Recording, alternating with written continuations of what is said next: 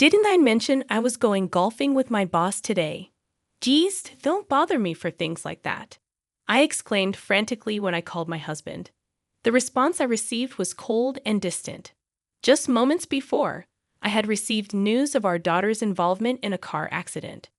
She was reportedly taken to the hospital, and despite the urgency of the situation, my husband, who was out golfing, showed no signs of concern. "What are you talking about? She's your daughter too," I exclaimed, but his demeanor remained unchanged. "I don't care. Golfing with my boss is more important than she is," he replied. My name is Catherine, a 42-year-old homemaker living with my husband, Bob, and our daughter. Bob, 3 years my senior, works for a major company downtown. We met at a party thrown by a mutual friend, and his dedication to his job as a business person attracted me. When Bob asked me out, I was over the moon, and his proposal day felt like floating on cloud 9. After getting married, I quit my job to focus on household chores, enjoying our newly life. A year later, we were blessed with a daughter named Emily. Raising her wasn't easy, but my mother-in-law, who had lost her husband and lived alone, was always there to help, a blessing indeed. Emily is now in her sophomore year of high school, studying hard, active in school activities, and enjoying her teenage life with friends. However, a noticeable change occurred in our harmonious family life about 6 months ago. It started after a long weekend when Bob planned a trip with his colleagues. Emily and I spent the holiday just the two of us. On the last day of the holidays, Bob returned and we had dinner together as a family for the first time in a few days. During dinner, Emily nervously approached the topic of her plans after high school. She had consulted with me while Bob was away and had already decided to go to college, which I supported. However, contrary to expectations, Bob grimaced and replied dismissively, "Why should I care? Do whatever you want." Taken aback by his cold response, I unintentionally let out a gasp. Bob immediately left the table without clearing his plate, stomping off to his room as if in a bad mood. Left behind, Emily and I were puzzled by Bob's unusually distant behavior. "I wonder what got into Dad. Did I say something wrong?" Emily asked. "He's probably just tired from the trip. We'll discuss your plans another time." I tried to console her. Although Emily seemed uneasy, she accepted my explanation. However, the following day, Bob's cold attitude persisted. From that point onward, he blatantly ignored Emily, refusing to engage in any conversation with her and consistently acting indifferent. Moreover, he started spending more time away on weekends, causing a significant decrease in the time we spent together as a family. Discussing Emily's future became an impossible task given the strained atmosphere. Feeling consistently ignored and without understanding why, Emily began to resent her father. Even my attempts to mediate proved futile, and their relationship worsened. Concerned about the situation, I consulted with my mother-in-law, who had a good relationship with Bob. She even tried to scold him, but it only made Bob angrier, leading him to snap and retort with a dismissive, "Mind your own business." To make matters worse, he blamed me for discussing the issue with my mother-in-law. On the night she came over after Emily locked herself in her room, Bob yelled at me, accusing, "Why did you talk to my mom?" "Don't meddle. It's because you've been cold to Emily, isn't it? Why are you ignoring her now? You used to dote on her so much." When I mustered the courage to ask why, Bob just glared at me with annoyance and didn't provide an answer. No matter how hard I tried to mediate between the two of them, Bob's attitude remained unchanged. Time went by without knowing the reason for his sudden change, but considering the shift in behavior after his return from a long weekend trip, it's reasonable to assume that something happened during that time. Perhaps someone filled his head with nonsense. Unable to figure it out on my own, I decided to talk to my mother-in-law and investigate the reason for Bob's change. Then, one Sunday, both Bob and Emily were out since the morning. As I carried on with my usual housework at home, I received a call on the landline just before noon. It was an unknown number, and with suspicion, I picked up. To my surprise, The caller claimed to be from the police. Are you related to Emily? The officer asked. Yes, I'm her mother. Oh my God, did something happen to her?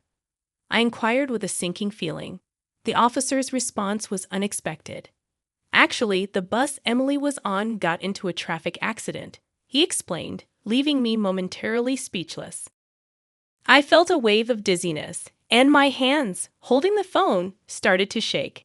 Emily had informed me she was going to the mall with friends, and apparently she was on the bus at the time of the accident.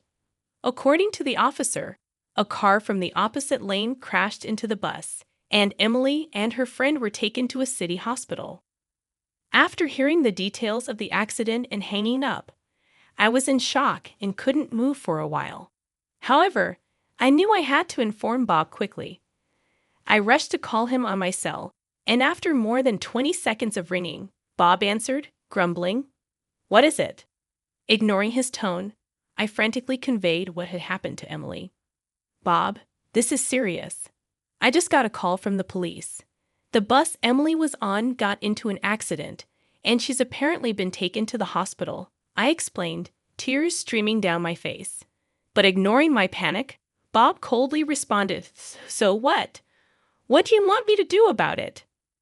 Seeing no signs of him being disturbed and feeling as if he couldn't care less, I got even more frustrated. "What are you saying?" "Please head to the hospital now." "I'm going to."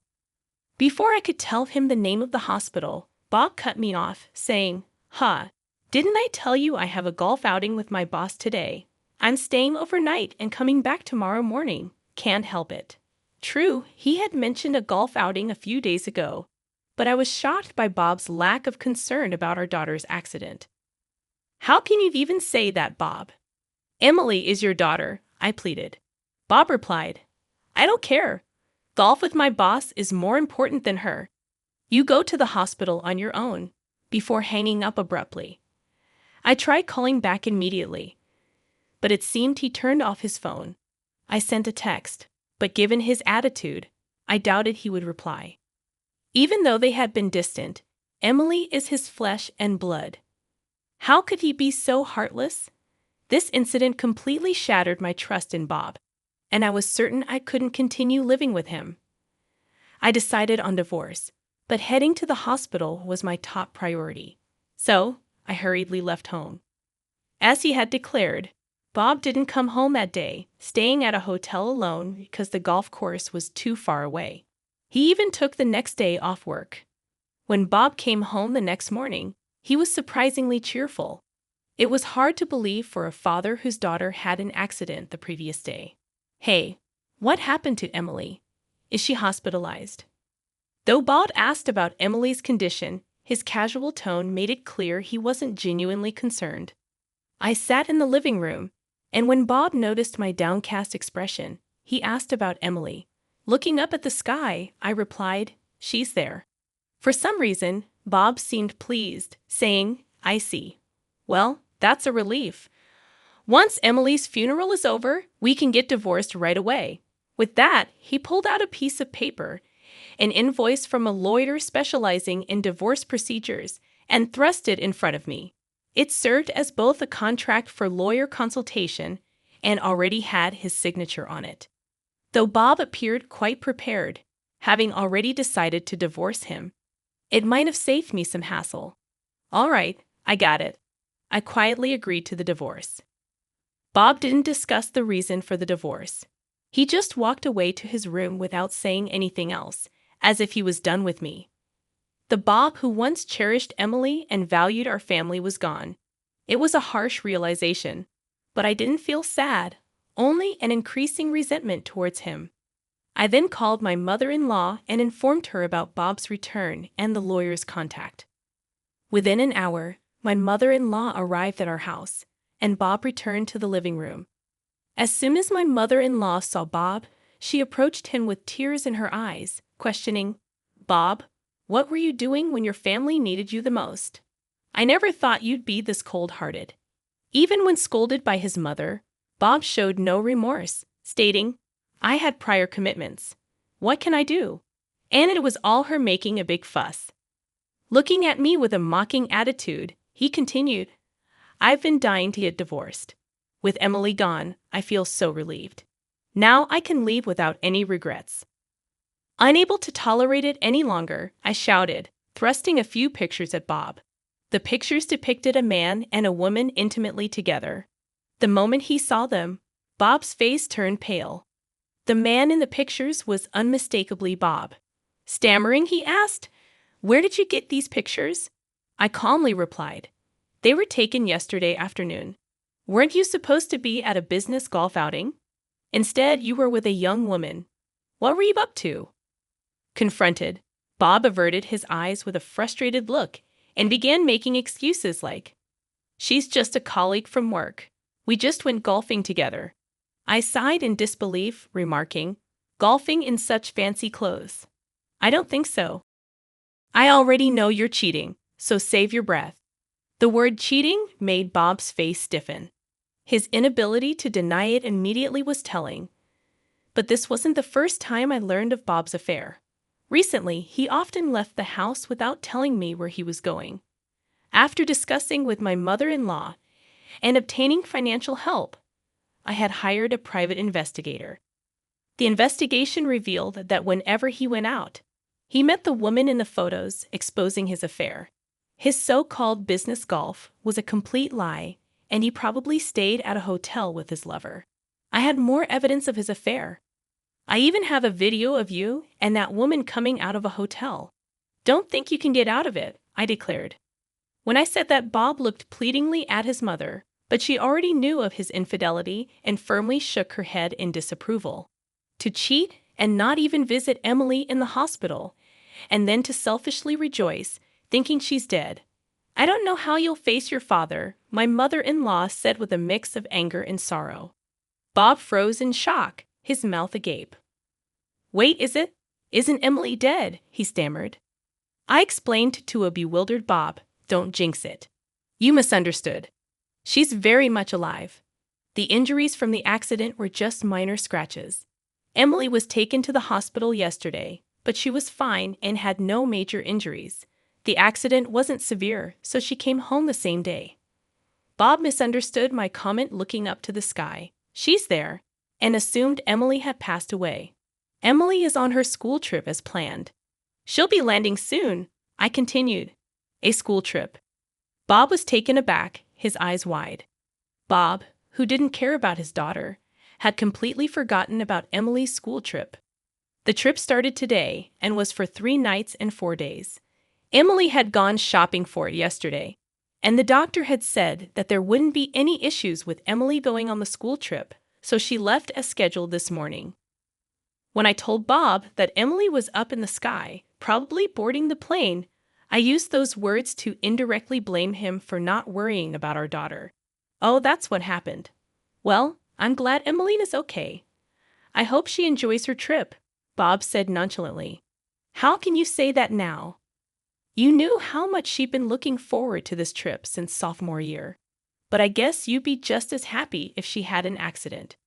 You probably forgot all about it," I sternly rebuked Bob, who tried to feign laughter. I didn't have a shred of affection left for him. No matter what he says in the future, I'm never going to trust Bob again. Just then, an email notification popped up on Bob's smartphone. After reading the message, Bob's body began to tremble with anger. Shoving the screen in my face, he shouted, "Hey, what the hell is this?" I looked at the screen with my mother-in-law, and it was from Emily with a concise message. "I can't consider someone who prioritizes his affair over his family as my father. I'm cutting ties with you." It was as if she was sending a message to a stranger. It seemed that Emily learned yesterday about Bob's lie about playing golf when he was actually meeting his mistress. She probably sent the email after landing. Being bluntly disowned by his 17-year-old daughter, Bob's face, which was pale just moments ago, turned a deep shade of red from shame and anger. He glared at me and began yelling, "This is all your fault. Weren't you the one who cheated first?" I was completely lost. "What are you talking about? When did I ever cheat?" I protested. "Jessica told me," Bob said. "Jessica? Who's that?" Then it hit me. The detective agency found out that Bob's mistress was named Jessica Accord. According to Bob, Jessica had filled his head with baseless lies about me when they first started their affair. She told him that I had cheated on him and that Emily was fathered by someone else. The detective agency confirmed that he began his affair 6 months ago, right when the relationship between Bob and Emily started to sour. Since Jessica works at the same company as Bob, they likely started their affair during the long weekend. Jessica had been spreading outrageous lies, saying I had cheated and had Bob raise Emily, a child fathered by another man. But Emily doesn't look or act anything like me. It's natural for me to have doubts. Both my mother-in-law and I were rendered speechless at Bob's outburst. Thinking Emily wasn't his because of Jessica's lie, he began to resent her and treated her coldly. But he didn't want to divorce because he didn't want to pay child support. However, mistaking Emily's accident for her death yesterday, he was relieved, thinking he could divorce without any complications. "You've got to be kidding me! So you believed a lie your mistress cooked up over your own family?" I shouted angrily. Bob responded with a dismissive laugh. "I don't care whether it's true or not. I'm going to divorce you and be with Jessica." Before I could retort, my mother-in-law stepped in with a stoic face. She sighed deeply as she locked eyes with Bob. I realized she was livid. "I wonder where I went wrong raising you. I'm so ashamed. Did you forget that Emily looked just like you when she was a baby? She's definitely your child," she said. "I told you, I don't care about that anymore," Bob retorted defiantly. Right then, someone knocked at the front door. I went to answer and brought the guest to the living room. Bob looked puzzled. The visitor was a man in a suit around our age. Bob rudely asked, "Who the hell are you? Are you her lover or something?" Unfazed, the man handed Bob his business card with a smile. Bob accepted the business card with disbelief. But the next moment, his eyes widened in surprise as he read, "Lawyer." Yes, he was the lawyer I had hired with the help of my mother-in-law. I had consulted him about Bob around the same time I had the detective agency investigate. I had asked him to come over yesterday, anticipating that Bob would do something rash given the situation with Emily. I suspected it had to do with Emily, and I had a feeling Bob might have done something unthinkable. I instructed Bob, "Call your mistress over right now." Bob started panicking and asked, "Why would Jessica be involved at this point?" The lawyer chimed in, "It's quite unreasonable to say she's not involved. Call her now." Bob had no comeback to that, realizing he had no way out. Reluctantly, he contacted his mistress. About 30 minutes later, a young woman arrived at the house. Jessica, in her 20s, probably took a personal day off from work just like Bob. She approached us with a disgruntled look, saying, "What's this all about? I've got nothing to do with your family issues." Despite Jessica's refusal, I informed her that I was divorcing Bob and that even if she stayed with him, he'd have to pay child support to Emily, who was about to go to college. "I have nothing to do with this," she insisted. However, the lawyer promptly responded, "We have plenty of evidence of the affair. Plus, you fed Bob some nasty lies which resulted in irreparable damage to Catherine and her family. That's defamation, and we could sue you for it." By the time the lawyer finished explaining, both Bob and Jessica had turned pale. Realizing they were out of options, not wanting a court battle, Bob agreed to pay child support properly. We went through a divorce, and later on, I heard that Bob's company found out he had been using his boss as a cover for his affairs. The whole company was appalled by the way he handled the situation, especially when they found out he pretended to be happy about his daughter's fake death. Exposing his true nature led him to resign from his position. Finding a new job proved difficult as word of Bob's misconduct spread within the industry. Although he managed to find part-time jobs, his pride got in the way, leading to constant issues with colleagues, and he quit frequently. The savings set aside for Emily's future had already been spent on his affair with Jessica. Soon after our divorce, the two broke up, and Jessica apparently quit her job too. But now that's none of my concern. Struggling, Bob turned to his mother for help but was denied. He even tried to cozy up to me and Emily, saying, "Please, I was wrong. Let's start over, the three of us." Of course, we rejected him, blocked his contacts, and moved to a new place with the help of his mother. Now his mother lives near us, and we continue to maintain a close relationship. I have no idea what became of Bob, and I never want to be involved with him again. Freed from the stress of the troubled relationship with his father, Emily has been thriving in high school. Now, as a senior, she got accepted into her first-choice college. "Congratulations, Emily. You did an amazing job," I said. "Thanks, Mom. It's all because you and Grandma supported me," Emily responded, tears streaming down her face. "Since the college is commutable from our home, we plan to live together as we always have." I managed to find a job shortly after becoming a single parent and now work full-time. We have enough savings to cover Emily's tuition. I'm hoping for a bright future as we move forward, living happily with our family.